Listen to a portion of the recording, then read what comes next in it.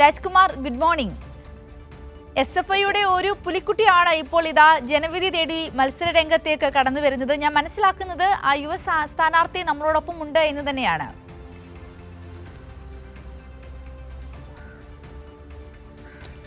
സിന്ധൂരി, നമുക്ക് മറക്കാനൊക്കാത്ത ഒരു കാലമുണ്ടായിരുന്നു. അതായത് കേരളത്തെ ഏതെങ്കിലും തരത്തിൽ ഇടതുമുന്നണിയെ മുഴുവനും തകർക്കാൻ ലക്ഷ്യമിട്ട് BJP തൊടുത്തുവിട്ട ഒരു പാഴ് അമ്പായിരുന്നു മുഹമ്മദ് ആരിഫ് ഖാൻ എന്ന് പറയുന്ന മുൻ ഗവർണർ. അദ്ദേഹം ഇവിടെ കാട്ടിക്കൂട്ടിയ വിക്രികളെല്ലാം നമ്മൾ പലപ്പോഴും കണ്ടിട്ടുണ്ട്. അദ്ദേഹത്തെ തെരുവിൽ SFI മാത്രമല്ല DYFI ഉൾപ്പെടെയുള്ള ഇടതുപക്ഷ വിദ്യാർത്ഥി സംഘടനകളാകെ നേരിട്ടിട്ടുണ്ട്. അതിൽ SFI 2024 ജനുവരി 27 രാവിലെ അദ്ദേഹം കൊട്ടാരക്കരയിൽ ഒരു പരിപാടിക്ക് വരുമ്പോഴാണ് ഈ സർവകലാശാലയെ കാവ്യവൽക്കരിക്കാനുള്ള നീക്കത്തിനെതിരെ SFI കേരളത്തിലെമ്പാടും സമരം പ്രഖ്യാപിച്ചിരുന്നു. അതിൻ്റെ ഭാഗമായിട്ടായിരുന്നു ഈ ആരിഫ് ഖാനെ SFI കരിങ്കൊടി കാണിച്ചത്. പക്ഷേ അദ്ദേഹത്തെ കാറ് തകർത്തു, അദ്ദേഹത്തെ കൊല്ലാൻ ശ്രമിച്ചു എന്നെല്ലാം പരാതി പറഞ്ഞുകൊണ്ട് അദ്ദേഹം കേന്ദ്ര ആഭ്യന്തര മന്ത്രാലയത്തിന് പരാതി അയച്ചു. അദ്ദേഹം കാട്ടിക്കൂട്ടിയ ഡ്രാമകളൊക്കെ നമ്മളാരും മറന്നിട്ടില്ല. നമ്മുടെ പക്കൽ അതിൻ്റെ ദൃശ്യങ്ങളുണ്ട്. അതുകൂടി പ്രേക്ഷകർക്ക് കാണിച്ചാൽ നന്നാവുമെന്നാണ് സിന്ധൂരി ഞാൻ കരുതുന്നത്. ഇടയ്ക്ക് ലൈവിനിടയ്ക്ക് അത് കാണിച്ചാൽ മതി. അന്ന് ആ സമയത്ത് ഈ 12 SFI പ്രവർത്തകരെ ഈ അറസ്റ്റ് ചെയ്യണമെന്ന് ആവശ്യപ്പെട്ടു. ഇതിൻ്റെ അവരുടെ രഹസ്യാന്വേഷണ ഏജൻസികൾ വഴി ആ പേരുകൾ ശേഖരിച്ച് ആരിഫ് ഖാൻ ഒരു 25 പേരുടെ അല്ലെങ്കിൽ ഒരു 50 പേരുടെ ലിസ്റ്റ് വരെ അദ്ദേഹം കൊടുത്തു എന്നൊക്കെയാണ് പിന്നീട് കേട്ടുകേൾവി. എന്തായാലും പോലീസിന് മുമ്പിൽ SFI പ്രവർത്തകർ ഒന്നൊന്നായി ആ പോലീസിനെ അറസ്റ്റ് ചെയ്യാനുള്ള അവസരമൊന്നും കൊടുത്തരുത്, ഞങ്ങൾ അതാണ് കീഴടങ്ങുകയാണ്, ഇതുപോലൊരാളെ തെരുവിൽ നേരിട്ടതിന് ഞങ്ങൾക്ക് അഭിമാനത്തോടെ ഞങ്ങൾ ജയിലിൽ പോകാൻ തയ്യാറായി എന്ന് പറഞ്ഞുകൊണ്ടായിരുന്നു SFI പ്രവർത്തകർ അന്ന് ഈ പറയുന്ന സംഭവത്തിൽ ആ പോലീസിന് മുമ്പിൽ എത്തിയതും നിയമത്തിന് മുന്നിൽ ഹാജരായതും. അങ്ങനെ ജയിലിലേക്ക് പോകാൻ വരെ തയ്യാറായി. ജയിൽ നിറയ്ക്കൽ ഒരു സമരം തന്നെയായിരുന്നു SFIയുടെ. അപ്പോൾ ഒരു ജയിലോ അല്ലെങ്കിൽ ഏതെങ്കിലും ഇതുപോലെയുള്ള തടവറകൾക്ക് മുമ്പിൽ തോറ്റുകൊടുത്തിട്ടുള്ള ഒരു പ്രസ്ഥാനമല്ല വിദ്യാർത്ഥി പ്രസ്ഥാനമായ SFI. അന്ന് അതിൽ അക്കൂട്ടത്തിൽ ആ 12 പേരിൽ ഒരു പോരാളിയായിരുന്നു ഇന്ന് സ്ഥാനാർത്ഥിയായി നമ്മുടെ മുമ്പിൽ നിൽക്കുന്ന അഫ്സലിന ബാക്കി കഥ പറ. അന്ന് 27-ാം തീയതി നമ്മൾ കരിങ്കൊടി കാണിക്കാൻ വേണ്ടിയിട്ട് അദ്ദേഹത്തെ നമ്മൾ തടയാൻ വേണ്ടിയിട്ടൊന്നുമില്ല, നമ്മുടെ ഒരു പ്രതിഷേധ സൂചകമായിട്ട് നമ്മുടെ കേരളത്തിലാകമാനം നമ്മുടെ SFIക്കാർ അദ്ദേഹത്തെ തടയണം എന്നുള്ളൊരു നമ്മുടെ ഒരു പ്രഖ്യാപിതമായിട്ടുള്ള നമ്മുടെ നിലപാടിൻ്റെ ഭാഗമായിട്ടാണ് നമ്മൾ 27-ാം തീയതി രാവിലെ നിലമേൽ കരിങ്കൊടി കാണിക്കുന്നത്. നമ്മൾ ഒരു തരത്തിലുള്ള ഒരു അക്രമവും നമ്മൾ അയച്ചു വിട്ടിട്ടില്ല. നമ്മൾ ഒരു സൈഡിൽ നമ്മൾ വളരെ സമാധാനപരമായിട്ട് നമ്മൾ കരിങ്കൊടി കാണിച്ച് നമ്മൾ പ്രതിഷേധം രേഖപ്പെടുത്തുക എന്നുള്ള രീതിയിൽ തന്നെയാണ് SFIക്കാർ പ്ലാൻ ചെയ്ത് ആ തരത്തിലേക്ക് തന്നെയാണ് നീങ്ങിക്കൊണ്ടിരുന്നത്. അപ്പോൾ ഒരു പ്രകോപനവും ഇല്ലാതെ അദ്ദേഹം അവിടെ നിന്ന് മനഃപൂർവ്വം കാറിൽ നിന്ന് ഇറങ്ങി തിരിച്ച് മനഃപൂർവ്വം ഒരു പ്രശ്നം, ഒരു അക്രമ സംഭവം ഉണ്ടാക്കാൻ വേണ്ടിയിട്ടാണ് അദ്ദേഹം അവിടെ നിന്ന് ഇറങ്ങി പുറത്തേക്ക് വരുന്നത്. പുറത്തേക്ക് വന്ന് കുട്ടികളുടെ നേരെ, നമ്മുടെ വിദ്യാർത്ഥികളുടെ നേരെ ആർച്ച് വരികയാണ്. നമ്മൾ അടിക്കണം എന്നുള്ളൊരു ഉദ്ദേശത്തോടു കൂടി നമ്മളോട് ഭയങ്കര രോക്ഷത്തോടു കൂടിയായിരുന്നു മുന്നോട്ട് വന്നുകൊണ്ടിരിക്കുന്നത്. നമ്മൾ ഗോ ബാക്ക് എന്ന് പറഞ്ഞ് അദ്ദേഹത്തെ മുദ്രാവാക്യം ഉയർത്തിക്കൊണ്ട് നമ്മുടെ പ്രതിഷേധം അവിടെ സൂചിപ്പിക്കുകയാണ് ചെയ്തത്. ചാൻസലർ യൂണിവേഴ്സിറ്റിയിൽ കാണിക്കുന്ന നിലപാടുകളെ നമ്മൾ സമാധാനപരമായിട്ട് ആരുടെയും ഒരു അവകാശമാണ് സമരം ചെയ്യുക അല്ലെങ്കിൽ നമ്മുടെ പ്രതിഷേധം രേഖപ്പെടുത്തുക എന്നുള്ളത്.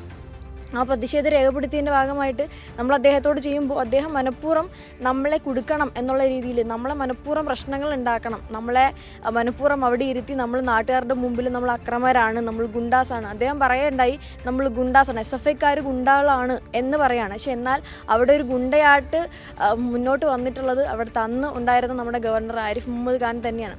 അദ്ദേഹമാണ് വിദ്യാർത്ഥികളിലേക്ക് ഒരു ഗുണ്ടായിസം കാണിച്ചുകൊണ്ട് വിദ്യാർത്ഥികളിലേക്ക് മുന്നോട്ട് വന്നത്. എന്നിരുന്നിട്ട് കൂടിയും നമ്മൾ ഒരു തരത്തിലേക്കും അദ്ദേഹത്തിൻ്റെ റോഡ് ക്രോസ് ചെയ്യുകയോ അദ്ദേഹത്തിൻ്റെ വണ്ടിയുടെ മുമ്പിൽ ചാടുകയോ അദ്ദേഹത്തെ തൊടുക പോലും ചെയ്തിട്ടില്ല. എന്നിട്ടും അദ്ദേഹം ബൈറ്റ് കൊടുത്തേക്കുന്നത് മൊത്തം എന്നെ ആക്രമിച്ചു, എൻ്റെ വണ്ടിക്ക് മുന്നേ ചാടി, എൻ്റെ വണ്ടിക്ക് മുന്നേ കരിങ്കൊടി എടുത്ത് എറിഞ്ഞു എന്നുള്ള രീതിയിലാണ്. പിന്നെ നമ്മൾ ദൃശ്യങ്ങൾ പരിശോധിക്കുമ്പോൾ നമ്മളൊന്നും ചെയ്തിട്ടില്ല. അദ്ദേഹത്തിൻ്റെ വഴിയിൽ നിന്ന് വണ്ടി സ്റ്റോപ്പ് ചെയ്ത് ഇപ്പുറത്തേക്ക് നടന്നു വരുന്ന ദൃശ്യങ്ങൾ പിന്നീട് മാധ്യമങ്ങൾ റിപ്പോർട്ട് ചെയ്യുകയുണ്ടായി. അപ്പോൾ അതിൻ്റെയൊക്കെ ഫലമായിട്ടാണ് പിന്നെ നമുക്ക് 2-3 ദിവസങ്ങൾക്ക് ശേഷം ജാമ്യം കിട്ടുന്നത്. ആദ്യമായിട്ടാണ്. അതിന് മുന്നേ നടന്നിട്ടുള്ള സംഭവങ്ങളിലൊക്കെ 124 എന്ന് പറയുന്ന സെക്ഷൻ വളരെ റെയറായിട്ട് മാത്രമേ ആ സെക്ഷൻ ഇന്ത്യയിൽ തന്നെ ഇട്ടിട്ടുള്ളൂ.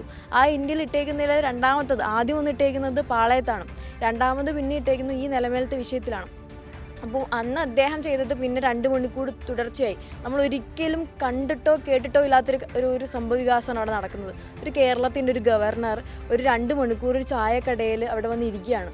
ഒരു പ്രോട്ടോക്കോളും പാലിക്കാണ്ട് അദ്ദേഹം അവിടെ അക്രമാന്തരീക്ഷം ഉണ്ടാക്കാൻ വേണ്ടിയിട്ടുള്ള ഒരു പ്രോട്ടോകോൾ. പോലീസ് ഒത്താശ ചെയ്തു എന്നായിരുന്നു അദ്ദേഹത്തിന്റെ ആരോപണം. അതെ, പോലീസ് ഒന്നും ചെയ്തില്ല. പോലീസ് അപ്പം തന്നെ നമ്മൾ അറസ്റ്റ് ചെയ്ത് മാറ്റുകയാണ് ചെയ്തിരുന്നത്. പോലീസ് നമുക്ക് ഓൾറെഡി നമുക്ക് ഗൈഡ് ലൈൻ തന്നിട്ടുണ്ടായിരുന്നു, നിങ്ങൾ കടക്കുകയാണെന്നുണ്ടെങ്കിൽ നമ്മളത് എന്താണെന്ന് വെച്ചാൽ ചെയ്യും എന്നുള്ളത്. ഇപ്പം നമ്മൾ പറഞ്ഞു, നമ്മൾ ആരും ഒരു അക്രമാന്തരീക്ഷം ഉണ്ടാക്കാൻ വരുന്നവരല്ല. നമ്മൾ നമ്മുടെ ഒരു പ്രതിഷേധം സൂചിപ്പിക്കാനായിട്ട് നമ്മൾ റോഡ് അരികിൽ നമ്മൾ നമ്മുടെ പ്ലക്കാർഡുകളും ബാനറുകളും ഉയർത്തിപ്പിടിച്ചുകൊണ്ട് നമ്മുടെ പ്രതിഷേധം രേഖപ്പെടുത്തുകയാണ് എന്ന് കൃത്യമായിട്ട് തന്നെയാണ് ബോധിപ്പിച്ചിട്ടുള്ളത്. പക്ഷേ അവിടെ അദ്ദേഹമാണ് മനഃപൂർവ്വം പ്രശ്നങ്ങൾ ഉണ്ടാക്കി കൊണ്ടുവന്ന് ഈ തരത്തിലേക്ക് ഒരു സിറ്റുവേഷൻ ക്രിയേറ്റ് ചെയ്തിട്ടുള്ളത്. അപ്പം അതിനുശേഷം അദ്ദേഹം 2 മണിക്കൂർ നമ്മൾ അവിടെ ഇരിക്കുമ്പോൾ ആ 124 സെക്ഷൻ ഇടേണ്ട ഒരു തരത്തിലുള്ള പ്രശ്നങ്ങളും നമ്മൾ വിദ്യാർത്ഥികളുടെ ഭാഗത്തുനിന്ന് ഉണ്ടായിട്ടില്ല എന്ന് അവിടെ കണ്ടുകൊണ്ടിരിക്കുന്ന നാട്ടുകാർ ഉൾപ്പെടെ പിന്നീട് ബൈറ്റ് എടുക്കുകയാണ്. അപ്പോൾ അദ്ദേഹം വാശി പിടിക്കുകയാണ്, ഇല്ല ഈ സെക്ഷൻ ഇട്ടാൽ മാത്രമേ ഞാൻ അവിടെ നിന്ന് എഴുന്നേൽക്കുള്ളൂ, FIR ഇട്ട് കഴിഞ്ഞാൽ മാത്രമേ അവിടെ നിന്ന് എഴുന്നേൽക്കുള്ളൂ എന്ന് പറഞ്ഞാൽ ഗവർണറിൻ്റെ ഒരു വാശിയുടെ പുറത്താണ് നമ്മുടെ മേലെ ഈ ഒരു തരത്തിലേക്കുള്ള സെക്ഷനൊക്കെ ഇട്ട് നമ്മളെ റിമാൻഡിലേക്ക് എത്തി. അപ്പം അദ്ദേഹം പറയുകയുണ്ടായി, അപ്പം ഞാൻ അദ്ദേഹത്തോട് ഗോ ബാക്ക് എന്ന് പറയുമ്പോഴത്തേക്ക് അയാൾ എന്നോട് ആക്രോശിച്ചുകൊണ്ട് എന്നോട് വരികയാണ്. അപ്പോൾ എന്നോട് I will never go back എന്നാണ് അദ്ദേഹം വീണ്ടും പറഞ്ഞിട്ടുണ്ട്. അപ്പം വിദ്യാർത്ഥികളുടേക്ക് നമ്മൾ എല്ലാ പറയപ്പെടുന്ന ആരോടും നമുക്ക് നമ്മുടെ പ്രതിഷേധം സൂചിപ്പിക്കാൻ പറ്റും. അതിന് ഏത് ഭരണകൂടി ഇരിക്കുമ്പോഴാണെങ്കിൽ പോലും നമ്മൾ നമ്മുടെ പ്രതിഷേധം സൂചിപ്പിക്കേണ്ടതാണ്. ആർക്കും വലുതല്ല. നമ്മൾ ജനാധിപത്യ ഒരു രാജ്യത്താണ്. അപ്പോൾ നമുക്ക് പ്രതിഷേധിക്കാനുള്ളൊരു സ്വാതന്ത്ര്യമുണ്ട്. അപ്പോൾ നമ്മൾ ഗോ ബാക്ക് പറയുമ്പോൾ അദ്ദേഹം ഇത്രയും പ്രകോപിപ്പിക്കേണ്ട കാര്യം എന്താണ്? അപ്പോൾ ആ തരത്തിലേക്ക് അയാൾ വീണ്ടും പെൺകുട്ടികൾക്കൂടെ അടക്കം മുന്നോട്ട് വരികയാണ്. I will never go back എന്ന് പറയുന്ന അദ്ദേഹത്തിൻ്റെ ഒരു ധാർഷ്ട്യം, ആ ഒരു സംഘപരിവാറിൻ്റെ ആ ഒരു RSS അജണ്ട വെച്ച് പുലർത്തുന്ന അദ്ദേഹത്തിൻ്റെ ഒരു നിലപാട് കൃത്യമായിട്ട് അവിടെ കാണാൻ പറ്റി. അത് പൊതുസമൂഹത്തോട് കുറച്ചും കൂടി നമുക്ക് പറഞ്ഞു കൊടുക്കാൻ പറ്റി എന്നുള്ളതാണ് നമ്മൾ ഈ സമരത്തിലൂടെ തെളിയിക്കാൻ പറ്റുന്നത്. നമ്മൾ ഗുണ്ടകളല്ല, പകരം അയാൾ ഗുണ്ടായിസം കാണിക്കുകയാണ് എന്ന് അദ്ദേഹത്തിൻ്റെ ഒരു അജണ്ട, അദ്ദേഹത്തിൻ്റെ ഒരു കാവ്യവൽക്കരണം, സംഘപരിവാർ വൽക്കരണം എല്ലാം കുറച്ചും കൂടി നല്ല രീതിയിലേക്ക് ഈ സമരത്തിലൂടെ പൊതുജനങ്ങൾക്ക് കാണിക്കാൻ പറ്റും. പിന്നീട് നമ്മൾ മാധ്യമങ്ങളിലൊക്കെ കാണുന്നതെല്ലാം വിദ്യാർത്ഥികൾക്ക് ഈ സമരത്തിന് അനുകൂലമായി വരുന്നതാണ്. ഇപ്പോൾ നമ്മൾ പല മാധ്യമങ്ങളടക്കം പല പ്രതിപക്ഷ പാർട്ടികളടക്കം നമുക്ക് അനുകൂലമായി നമുക്ക് ബൈറ്റ് തരികയുണ്ടായി. സമാധാനപരമായിട്ട് നമ്മൾ ചെയ്തുകൊണ്ടിരുന്നതാണ്. ആ കുട്ടികൾ ഒരു തരത്തിലുള്ള പ്രശ്നങ്ങളും ചെയ്തിട്ടില്ല എന്നുള്ളതാണ്. തൊട്ടടുത്ത ദിവസം 3 ദിവസത്തിന് ശേഷം ജനുവരി 30 രക്തസാക്ഷി ദിനത്തിൻ്റെ അന്നാണ് നമുക്ക് എന്താ പറയുക ജാമ്യം ലഭിക്കുന്നത്. ഇപ്പം 124 കേസ് എന്ന് പറയുമ്പോൾ അത്ര വേഗമൊന്നും ജാമ്യം കിട്ടുന്നൊരു സെക്ഷനൊന്നുമില്ല. അപ്പോൾ ആ ഒരു സമരകാലത്തിൽ നിന്ന് അതിൻ്റെ ഓർമ്മകൾ ഇപ്പോൾ എല്ലാം പറഞ്ഞല്ലോ. അപ്പോൾ ആ ഒരു പോരാട്ട വീര്യം ഇനിയിപ്പോൾ ജനപ്രതിനിധിയായി നമ്മുടെ ഈ കടക്കൽ എന്ന് പറഞ്ഞാൽ അറിയാമല്ലോ, ഇടതുപക്ഷ കോട്ടയാണ്, വിപ്ലവ മണ്ണാണ്. അവിടെയാണ് ഇപ്പോൾ ചിങ്ങേലി ഇതിൻ്റെ ചടയമംഗലം ബ്ലോക്ക്, ആ ബ്ലോക്ക് പഞ്ചായത്ത് ചിങ്ങേലി ഡിവിഷനിൽ നിന്നുകൊണ്ട് ഇപ്പോൾ ജനവിധി തേടുന്നത്. സിന്ധൂരി, നമുക്കതിൻ്റെ ദൃശ്യങ്ങൾ നമ്മുടെ പക്കൽ ഉണ്ടായിരുന്നല്ലോ അല്ലേ? ഗവർണറിനെ ദൃശ്യങ്ങളെല്ലാം രാജ്കുമാർ നമ്മൾ കാണുന്നുണ്ട്. നമ്മുടെ കുട്ടി സഖാവ് പറയുന്ന സമയത്ത് തന്നെ വളരെ കൃത്യമായ രീതിയിൽ ദൃശ്യങ്ങൾ നമ്മൾ പ്രേക്ഷകരിലേക്ക് എത്തിച്ചിട്ടുണ്ട്. ഓക്കെ, അപ്പോൾ എന്തായാലും അതാ ആംബിയൻസോടുകൂടി ഒന്നുകൂടി കൊടുത്താൽ നന്നാവും കുറച്ചുകൂടി. തീർച്ചയായിട്ടും രാജ്കുമാർ, നമ്മൾ ആ ദൃശ്യങ്ങളും ഇപ്പോൾ രാജ്കുമാർ പങ്കുവച്ച വിവരങ്ങളും എല്ലാം നമ്മൾ കൊടുത്തുകൊണ്ടേയിരിക്കുകയാണ്. അപ്പം രാജ്കുമാർ, ആ ഒരു സഖാവിന്റെ ആ ഒരു ആവേശം നമ്മളിലേക്ക് കൂടി പകർന്നുകൊണ്ടേയിരിക്കുകയാണ് അല്ലേ? അതെ, അത് ഞാൻ അടുത്തതിലേക്ക് പോവുകയാണ്. തെരഞ്ഞെടുപ്പ് ഇപ്പോൾ ആ ഒരു പോരാട്ടത്തിൽ നിന്നുകൊണ്ട് ഇപ്പോൾ ജനങ്ങൾക്ക് വേണ്ടി ഇനിയിപ്പോൾ ജനസേവനമാണ്. പോരാട്ടവീര്യം നമ്മളവിടെ കണ്ടു. ഇനി ജനസേവനത്തിനാണ് ഇറങ്ങി പുറപ്പെടുന്നത്. അതും ഈ പ്രായത്തിൽ എത്രമാത്രം മുന്നോട്ട് പോകാൻ പറ്റും? ജനങ്ങളുടെ പ്രശ്നങ്ങളെക്കുറിച്ച് പഠിച്ചിട്ടുണ്ടോ? നമ്മുടെ നാട്ടിലെ വികസനങ്ങൾ, ക്ഷേമ പ്രവർത്തനങ്ങൾ, അതെന്തൊക്കെയാണ് ജനങ്ങളിൽ എത്തിക്കേണ്ടതിനെ സംബന്ധിച്ചൊരു നിശ്ചയമുണ്ട്.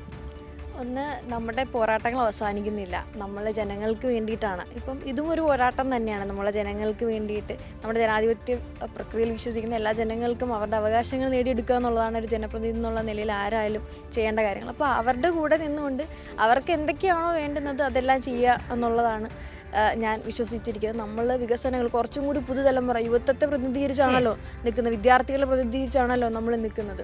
അപ്പോൾ കുറച്ചും കൂടി വിദ്യാർത്ഥികൾക്ക് അനുകൂലമായിട്ടുള്ള തരത്തിലേക്കും കൂടെയൊക്കെ നമ്മുടെ SFIയുടെ ജില്ലാ സെക്രട്ടറി സിന്ധൂരി ഒരു വാക്ക് എന്തുകൊണ്ട് പറയാൻ? വളരെ സന്തോഷം, വളരെ അഭിമാനം. SFIക്കും SFIക്ക് പൊതുജനവും പാർട്ടിയും നൽകുന്ന അംഗീകാരമാണത്. നമ്മളെ സംബന്ധിച്ചിടത്തോളം KSUക്കാർ സീറ്റില്ലെന്ന് പറഞ്ഞ് അടിയുണ്ടാക്കുന്ന സമയത്ത് വലിയ ഞാനുൾപ്പെടെ ഫേസ്ബുക്കിനകത്തേക്ക് പോസ്റ്റ് ഇട്ടിരുന്നു. KSUക്കാർ അങ്ങോട്ട് നിവേദനം കൊടുക്കുകയാണ്, എങ്ങനെയെങ്കിലും ഞങ്ങളെ മത്സരിപ്പിക്കണമെന്ന് പറഞ്ഞിട്ട് മത്സരിപ്പിക്കാൻ തയ്യാറാകുന്നില്ല. പക്ഷെ അപ്പോഴാണ് കേരളത്തിൽ അങ്ങോളം ഇങ്ങോളം അബ്സന്നെ പോലെയുള്ള നിരവധി SFI സഖാക്കൾ സ്ഥാനാർത്ഥികളായി മാറുന്നത്. വളരെ സന്തോഷമുണ്ട്. ജയിക്കും, ആ ജയത്തിനെ കാത്തിരിക്കുകയാണ്. കേട്ടോ. സിന്ധൂരി, ഇനി ഒരു രംഗം കൂടി ഞാൻ പെട്ടെന്ന് അവസാനിപ്പിക്കാൻ, തിരക്ക് മനസ്സിലായി. ഓക്കെ. എല്ലാവരും ഷാൾ ഇടുന്നതാണ് നമ്മൾ ഈ കാണുന്നത്. ഇവിടുത്തെ നാട്ടുകാരെല്ലാവരും, അമ്മമാര്, സഹോദരിമാര് എല്ലാവരും ഉണ്ട്. വേണ്ട വിട്ടോ പെട്ടെന്ന് വിട്ടോ. ഓക്കെ രാജ്കുമാർ, എന്തായാലും ആ സന്തോഷകരമായ താങ്കൾ നമ്മളെ വിജയിപ്പിച്ചിരിക്കും. അതാണ്